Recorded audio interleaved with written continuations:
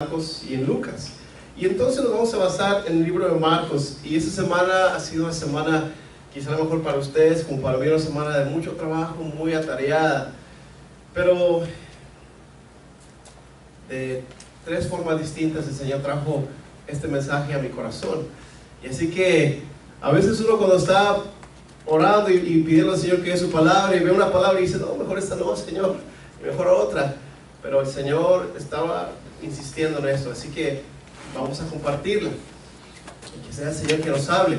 Y si ustedes recuerdan la historia, entonces sucede que cuando Pedro, Jacobo y Juan experimentan este milagro, Marco nos dice que el Señor Jesús le dijo que no dijera nada hasta que después que hubiera resucitado. Y entonces van descendiendo del monte, de la montaña, y el resto de los discípulos está allá junto con una multitud. Y esa multitud no se ve muy amigable. De hecho, están peleando con los discípulos, están disputando con ellos. Así que no eran 3 o 4, era una multitud. Y los que estaban ahí, si no me fallan las cuentas, entonces eran 9, ¿cierto? Porque si estaban 3 con Jesús, ¿cuántos discípulos quedaban? 9 contra una multitud. Y entonces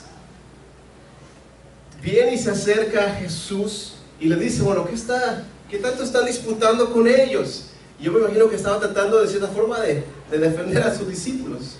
Y entonces alguien le dice, de los que están en la multitud, Jesús, traje a ti mi hijo, que es mudo, que tiene un espíritu, para que tú lo liberaras, pero se lo pedí a tus discípulos y los discípulos no pudieron hacerlo. Y entonces, si me avanzas por favor, y entonces dice el versículo 19, oh generación incrédula, ¿hasta cuándo he de estar con vosotros? ¿Hasta cuándo os he de soportar? Traedme. Y este versículo 19, yo no creo que Jesús lo haya dicho de una forma muy pacífica,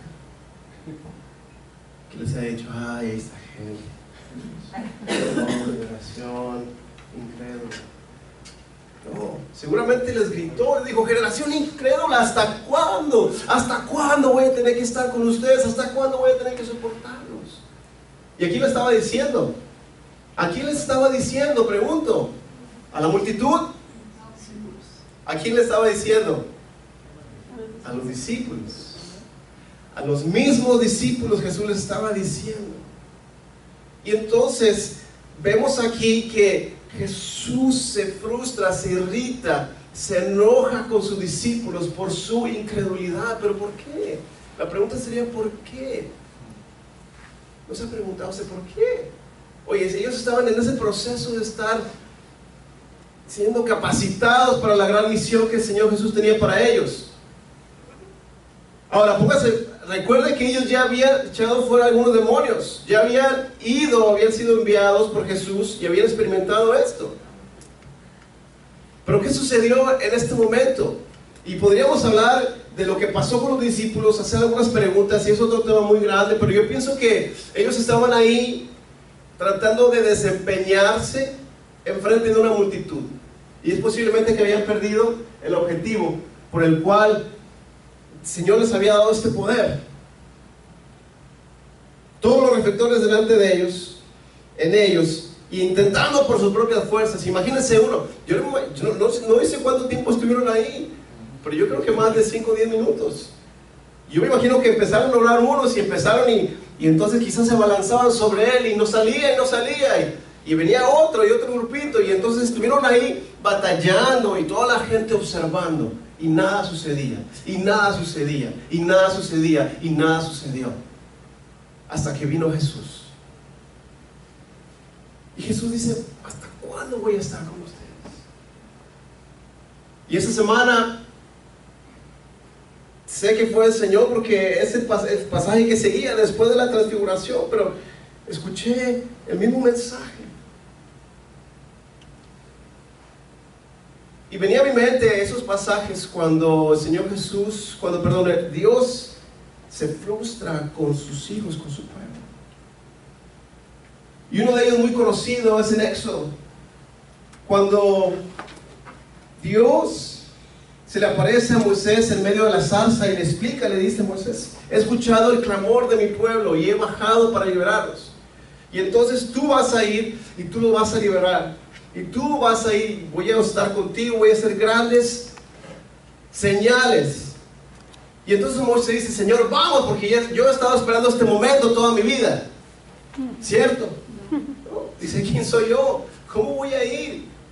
¿Cómo voy a ir yo delante de Faraón? ¿Qué les voy a decir? Cuando me pregunten quién me envió, ¿qué les voy a decir? Diles que el yo soy te envía. Y entonces el Señor le da una prueba. Dice: pero no me van a creer. ¿Qué tienes en tu mano? Tengo esta vara. Ok, arrójala al suelo. La arroja al suelo Moisés. Ahora tómala. Se convierte en una serpiente. Ahora toma y se vuelve una vara otra vez. Y entonces, pero si no me creen, bueno, una tercera señal. Ok, entonces mete tu mano a tu seno. Y una vez que la mete, sale llena de lepra, la vuelve a meter y sale limpia. Dice: Señor, pero no me van a creer. Ay, entonces, ok, si no te creen la primera, la segunda, la tercera, entonces vas a tomar agua del río, la vas a rociar y se va a convertir en sangre. Pero no me van a creer. Y entonces le dice: Señor, Dios, habla conmigo para que usted recuerde este pasaje.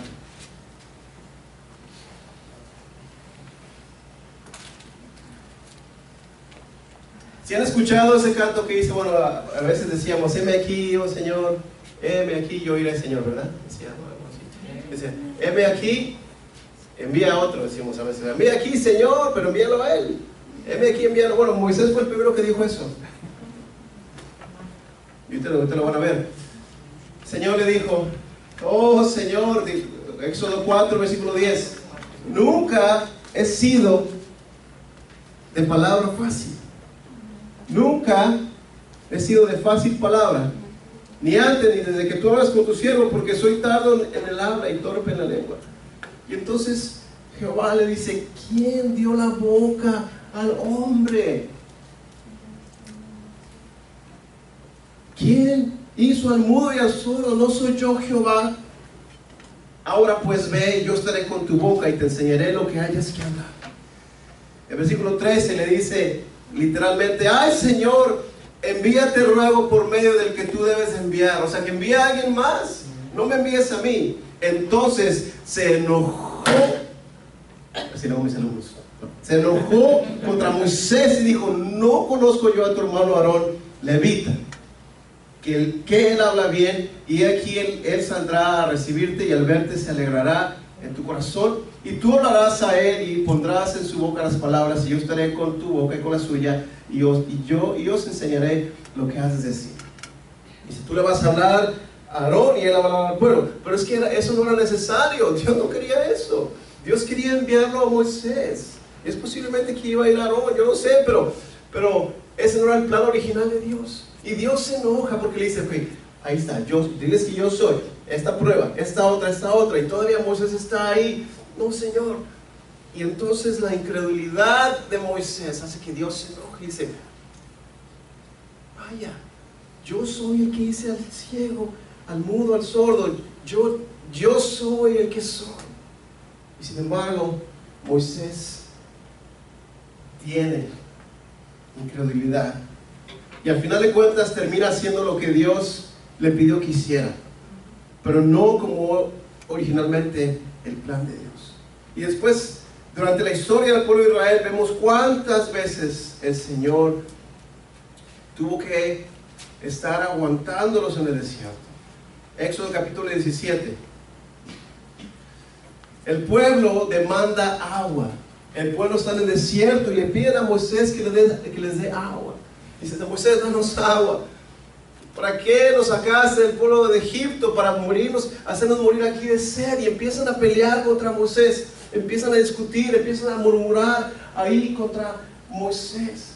Y entonces el Señor dice: ya lo haz, Dice el versículo 5, pasa delante del pueblo y toma contigo los ancianos de Israel y toma también en tu mano la vara con que golpeaste el río y ve. Y he aquí yo estaré delante de ti ahí sobre la peña de Horeb y golpearás la peña y saldrá de ella agua y beberá el pueblo. Y Moisés lo hizo así en presencia de los ancianos de Israel. Pero fíjense bien el versículo número 7. Y llamó el nombre de aquel lugar Masa y Meriba por la rencilla de los hijos de Israel, porque tentaron a Jehová diciendo, ¿está pues Jehová entre nosotros o no? Masa significa prueba y Meriba significa rencilla. Entonces, el pensar que Dios le da ese nombre a ese lugar para recordar que fue ahí donde el pueblo de Israel altercó con él. Y Dios se enoja. Y Dios castiga al pueblo por su incredulidad muchas veces. Y en el Nuevo Testamento, cuando Jesucristo estaba desarrollando su ministerio, llevando a cabo su ministerio terrenal, compartiendo el Evangelio, él tenía unos amigos que eran muy cercanos, Lázaro, Marta y María. Y ustedes conocen la historia. Ustedes conocen la historia que le mandaron a decir que Lázaro estaba muy enfermo. Y entonces Jesús dijo, no, esta no es una enfermedad de muerte. Lázaro solamente está dormido. Y tardaron todavía un tiempo más. Pero cuando finalmente Jesús llega, Marta y María salen a recibirlo. Y yo no había puesto mucha atención en esta interacción que ellos tienen. Y primero sale Marta. Y ahora conmigo ahí en Juan, capítulo 11.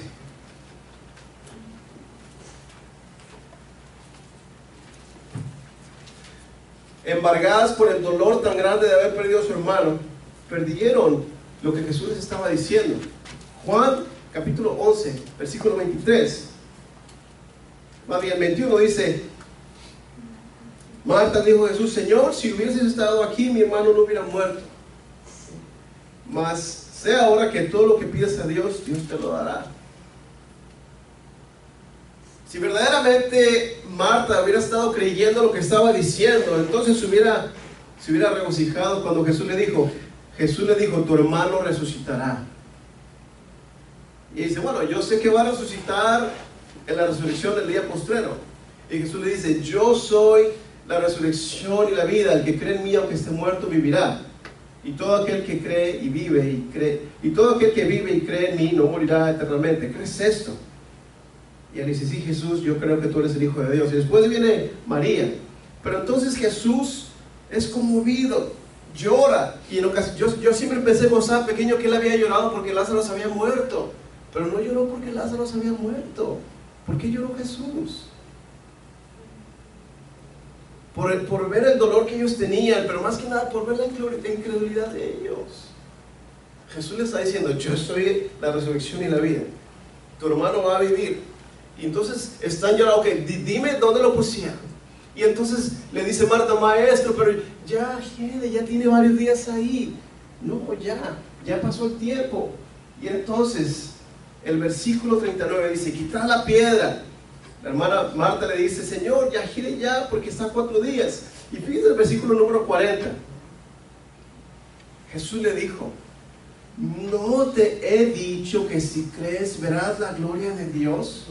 No te he dicho, ya te lo dije una vez, 2 veces, no te he dicho que si tú crees vas a ver la gloria de Dios. Y yo no creo que Jesús se lo haya dicho así de una manera tan tranquila. Así, Marta, por favor, no te lo he dicho ya, quita la piedra. Y ellos alcanzan y pueden ver la gloria de Dios.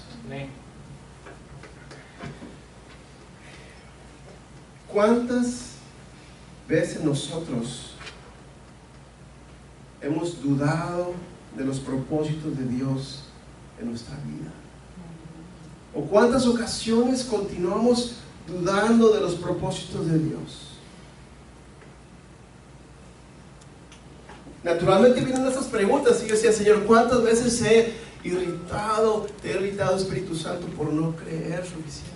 ¿Cuántas veces mi incredulidad, Señor, te ha hecho enojarte conmigo? ¿O cuántas veces, Señor, has querido mostrar tus planes, tu propósito en mi vida, pero mi incredulidad, quizá mi falta de compromiso, de oración, Señor, no ha permitido que tus planes se desarrollen completamente en mi vida, causándote a ti irritación o enojo. Y saben que yo decía, bueno, pero a veces hay casos perdidos, ¿cierto? Cuando queremos hacer algo por alguien y entonces esa persona sigue y sigue y sigue, y ya no nos enojamos, decimos, bueno, ya, caso perdido. Y entonces disimulamos, no, yo te ayudo. Y entonces tratamos de ayudar a esa persona o a alguien, quien sea. Y decimos, ya, ni siquiera para qué te enojas, ya es caso perdido. Pero Jesús estaba molesto, estaba irritado, enojado con sus discípulos porque Él creía en ellos. Y yo creo que el Espíritu Santo nos contrista también, nos hace sentir, nos redarguye porque Él cree en nosotros. Y entonces, ¿cuántas veces nosotros con nuestra actitud, cuántas veces nosotros con nuestra incredulidad hemos traído tristeza, enojo, irritación al Espíritu Santo? Regresemos a la historia porque ahí no se termina la historia. Marcos capítulo 9, versículo, nos quedamos en el 19. Entonces dice Jesús, tráigamelo para acá. Cuando viene este joven, el Espíritu lo toma nuevamente, lo sacude violentamente y entonces Jesús pregunta a su papá, bueno, ¿desde cuándo está así? Le dice, desde muy pequeño. A veces el Espíritu que se le mete lo quiere echar al fuego o al agua para que se ahogue. Y entonces Jesucristo envía, el versículo, si me hace más adelante por favor, le da una orden y le dice, perdón, antes de que le dé la orden, esa es la interacción que quería compartir. Y entonces el versículo número 22 dice, si tú puedes hacer algo, ten misericordia de nosotros y ayúdanos. El Padre es desesperado. Entonces Jesús le dice lo siguiente, si puedes creer, al que cree todo le es posible. Si puedes creer, al que cree todo le es posible. Léalo conmigo. Jesús le dijo, si puedes creer, al que cree todo le es posible. Una vez más, Jesús le dijo, si puedes creer, al que cree todo le es posible. Inmediatamente el padre del muchacho clamó y dijo, creo, ayuda mi incredulidad. Creo, ayuda mi incredulidad. Así que Jesús reprendió a este espíritu mudo y sordo y salió de él. Y dice que lo sacudió una vez más con violencia y todos pensaban que estaba muerto, pero Jesús lo levantó y entonces se dieron cuenta de este milagro que Jesús había hecho. Había liberado una vez más a una persona que tenía un espíritu dentro. Después los discípulos le preguntan, Señor Jesús, ¿por qué nosotros no pudimos hacer esto? Y él le dice, es que este género no sale sino con oración y ayuno. Y es otra predicación. Pero Jesús creía en sus discípulos. Él estaba invirtiendo tiempo. Su plan no era venir a llamar a las multitudes. Aunque las multitudes lo seguían, su plan nunca fue que las masas se convirtieran, porque Él conocía los corazones. Él estaba invirtiendo su vida en estos 12 discípulos. Él creía en ellos. Él creía en ellos y Él estaba seguro de que ellos iban a llevar a cabo el plan de redención. Yo creo que le irritó, le enojó el saber que ellos tenían la capacidad, que estaban preparándose, que Él ya les había dado la autoridad sobre los demonios, pero no pudieron hacerlo. De que su incredulidad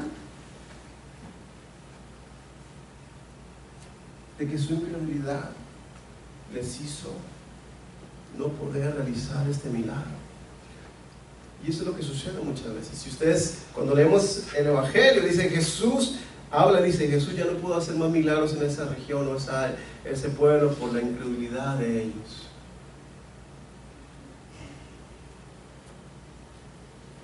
Al que cree, todo le es posible. ¿Cómo podemos entonces nosotros aplicar esa palabra a nuestra vida?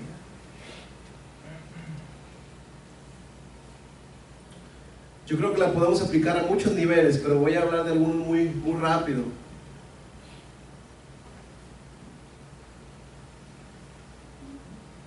Es algo muy sorprendente y maravilloso pensar. Sígame escucha este pensamiento, por favor. De que el Dios omnipotente, omnipresente, omnisciente, tan inmenso, tan grande, tan maravilloso, sea a la vez tan personal, de que Él tenga un plan para tu vida, un plan específico para tu vida, para mi vida. Y no me estoy refiriendo a ser discípulos, porque ahorita lo voy a decir, sino que el Señor Jesús tiene un plan para tu vida específico. Y esta predicación no es una predicación de motivación. No quiero que digas, hermano, vamos a hacer. No. Claro que la palabra de Dios nos motiva, nos desafía, pero mi propósito no es aquí, hermano, que tú salgas todo emocionado solamente, falsamente. No, que tú te des cuenta de que el Señor Jesús tiene planes para tu vida y para mi vida. Y tú sabes de los planes que yo estoy hablando. Más bien, tú sabes de los planes que Jesús te está poniendo en tu mente ahorita. Yo no los conozco, pero tú sí sabes de lo que me estoy refiriendo. Yo sé que el Señor ha puesto quizá en tu corazón, en tu mente, visiones, sueños, de acuerdo a los talentos que el Señor te ha dado. A veces volteas alrededor y ves una necesidad que nadie más ve, y el Señor pone en tu corazón esa carga. Pero ¿cuántas veces nos detenemos? Me incluyo, ¿cuántas veces nos detenemos o el Señor detiene sus planes en nuestra vida por nuestra incredulidad? Porque no le creemos al Señor. Porque no le creemos suficiente al Señor de que Él puede hacer con nuestra vida cosas grandiosas. Porque no creemos que el Señor puede hacer con nuestra ordinaria vida algo maravilloso para su honra y gloria. Y tenemos temor a las circunstancias, al futuro. ¿Qué va a pasar si dejo esto y esto? ¿Qué va a suceder? Y creo que limitamos el poder de Dios en nuestra vida de una forma a veces muy grande. Pero el Señor te ha dado a ti, me ha dado a mí sueños específicos, tareas específicas que Él quiere que tú y yo hagamos, que no estamos cumpliendo quizá porque no estamos creyendo. Y yo creo que el Señor nos recuerda con paciencia, nos dice, yo estoy contigo, yo te capacité, no temas, yo voy a hacerlo. Y llega un momento a veces en que el Señor se enoja y dice,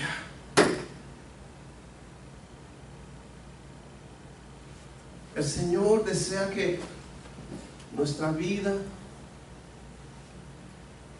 espiritual, que podamos cumplir los propósitos que Él desea, que podamos buscarlo con pasión, que podamos crecer, que no nos quedemos estancados. Es que la vida cristiana es de crecimiento constante. De que cuántos planes el Señor tiene para tu familia, de que tú como padre, la influencia que tú puedes traer a tus hijos, de que al verte ellos servir al Señor con pasión, al verte ellos servir al Señor con entusiasmo, que eso sea la prioridad para tu vida, vas a estar forjando en ellos siervos, que el Señor posiblemente tiene planes para ellos. Pero cuántas veces detenemos quizá esos planes, esos sueños que del Señor, por nuestra incredulidad, por no tener un compromiso agresivo con el Señor, si pudiéramos decirlo así. Y entonces los planes y los sueños para nuestra vida, para nuestra familia que el Señor tiene, en ocasiones no se cumplen porque no creemos lo suficiente. Porque no creemos lo suficiente. En nuestra iglesia, y hablamos de nuestra vida, nuestra familia, nuestra iglesia, ¿qué tanto creemos en los planes de Dios? Y el Señor nos recordaba el día de ayer en esa película tan hermosa que vimos acerca de la cruz. O sea, ¿qué tanto creemos que eso es de Dios y que no es la iglesia que, pensamos o lo alimentamos? ¿Qué tanto creemos que esto es de Dios? ¿Qué tanto creemos nosotros que el Señor nos ha dado a nosotros como iglesia cristiana Génesis? La única, escúcheme bien lo que voy a decir, el único plan de evangelismo bíblico, que es hacer discípulos. Usted y yo lo entendemos, y no es por criticar a otras iglesias, pero usted y yo comprendemos que lo que nos ha llamado el Señor a hacer es hacer discípulos, que hagan discípulos. Que hagan discípulos. Pero ¿qué tanto lo creemos? ¿Qué tanto es una prioridad en nuestra vida? Que a veces nos afecta nuestra incredulidad y no creemos que el Señor pueda hacer cosas tan grandes. Y a veces, yo lo confieso, a veces no lo creemos. Pero es necesario que le creamos a Dios. Es necesario que le creamos a Dios. Y yo le he dicho, Señor, si esto no es tuyo, entonces yo no quiero estar acá. Que se acabe ya esto. Pero el Señor sigue insistiendo, nos mantiene aquí. Entonces debemos de creer que tiene un plan grande para nuestra vida. Y a veces tenemos miedo de pensar y salir y pensar más allá de esas cuatro paredes y decir, ¿qué va a pasar cuando seamos muchos? Si no es que queremos ser muchos.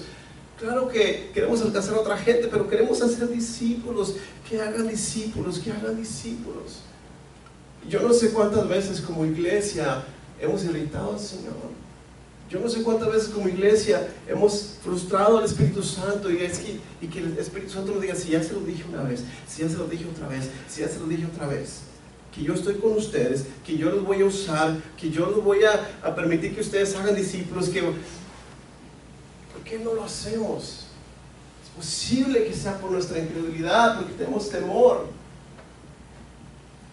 Que tanto deseamos ver la gloria de Dios en medio nuestro. Mientras venía esta palabra, mientras estaba preparando esta palabra,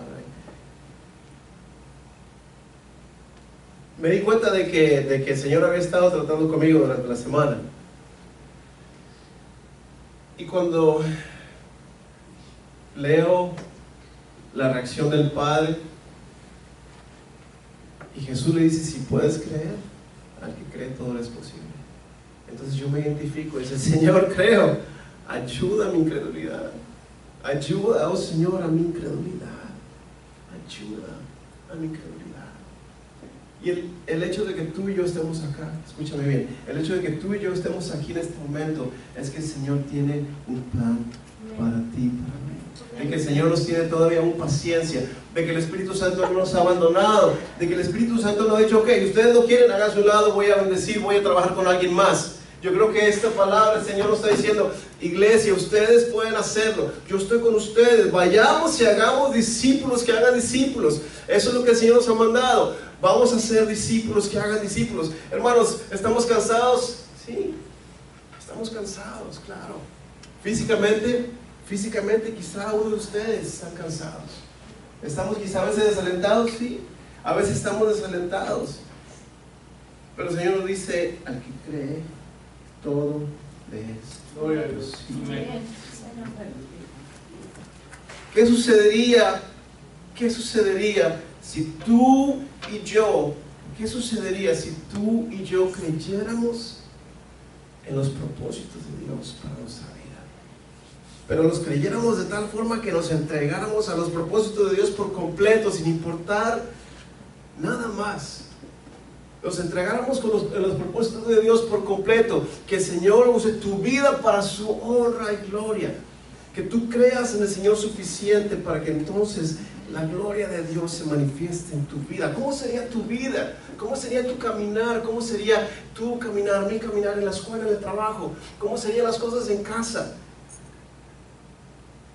Imagina tu familia comprometida, creyendo al Señor, que el Señor te ha traído no solamente a este estado, a esta iglesia con un propósito para servirle, para que su gloria se manifieste en tu vida. ¿Cómo sería tu vida, tu familia? Hermano, a lo mejor has desistido, no has creído que el Señor pueda hacer la obra en tu familia. El Señor te dice, si tú crees, al que cree todo le es posible. No dudes en que el Señor puede transformar a tu familia, a tus seres queridos. ¿Cómo sería una iglesia que cree con todo su corazón y su pasión de que esa iglesia está dentro de los planes de Dios y de que Él nos equipa y nos respalda para hacer su voluntad? ¿Cómo se vería? Piense por un momento. ¿Cómo sería nuestra iglesia si todos y cada uno de nosotros creyéramos al Señor, de que el Señor quiere y va a hacer cosas más grandes en nuestra vida? Al que cree, todo le es posible. Al que cree, todo le es posible. El Señor Jesús, hermano, te dice, al que cree, si tú crees, es posible. Si tú crees en mí, es posible. Si tú crees en mí, es posible.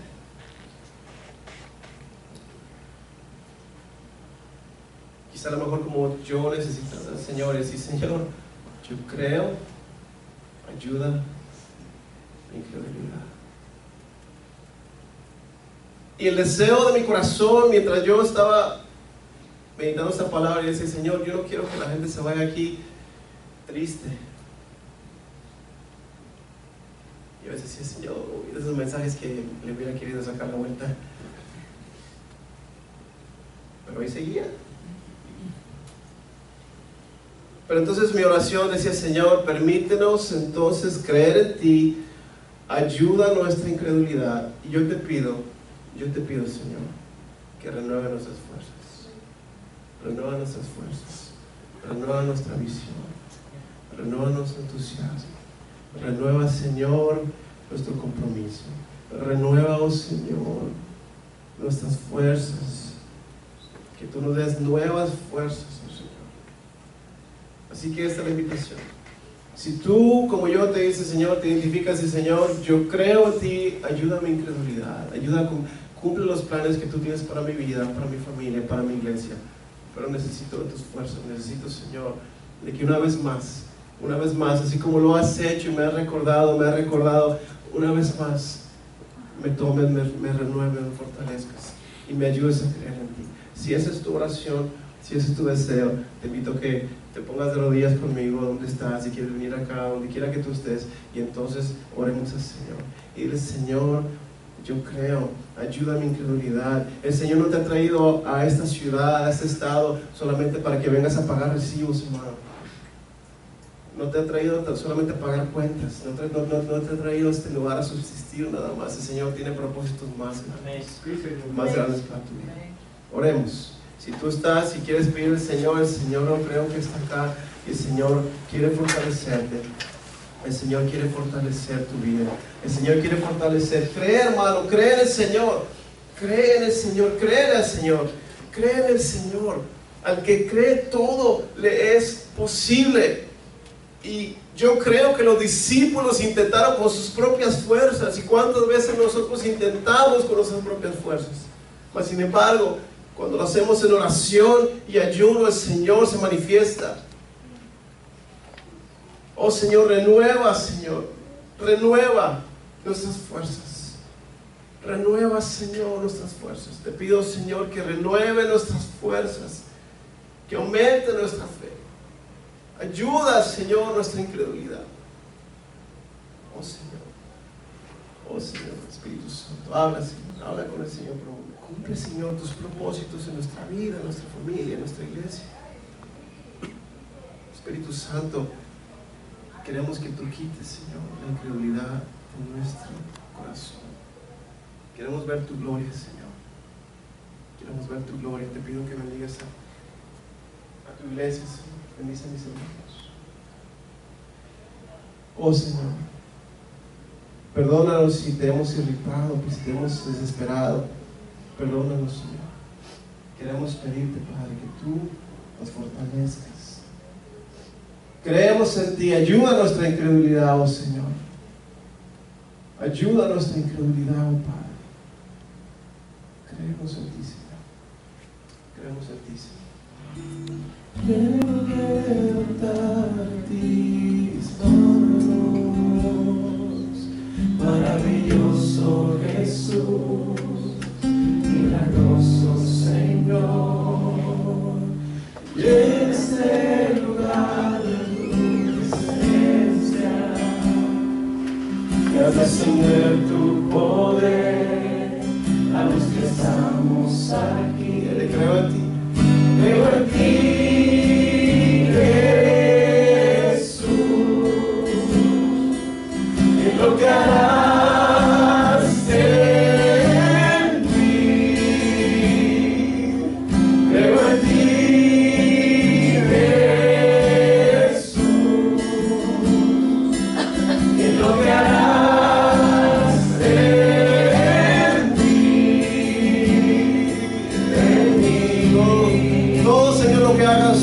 Será para tu gloria. Recibe toda la honra. Recibe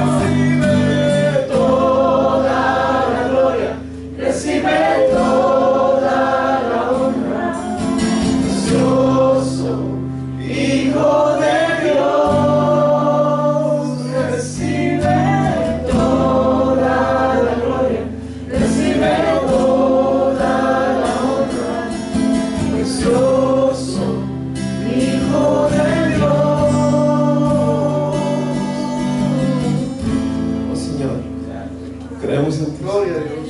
Creemos en ti, lo que tú vas a hacer en nuestra vida, en nuestra familia, en nuestra iglesia. Pero no es que seamos idealistas, creemos solamente en tu palabra, Señor, que nos has llamado a ser discípulos, que nos has llamado a ser instrumentos de cambio, Señor. Oh Espíritu Santo, creemos en ti, te pedimos un perdón porque muchas veces dudamos. Creemos en ti, Señor. Que tu presencia nos acompañe, que tu presencia nos ayude a mantenernos firmes en medio de la prueba, en medio de la tribulación. Sí, Señor. Que cuando el enemigo venga a traer duda a nuestra mente, la podamos rechazar en nombre de Jesús. Gloria. Cumple tus propósitos, Señor. Cumple tus propósitos. Que el amor del Padre, la gracia de nuestro Señor Jesucristo, la comunión de tu Santo Espíritu sea sobre cada uno de mis hermanos, sobre nuestras familias y sobre todo tu pueblo, desde ahora y para siempre, Señor. Gracias, Señor. Gracias, Hermanos, que el Señor les bendiga.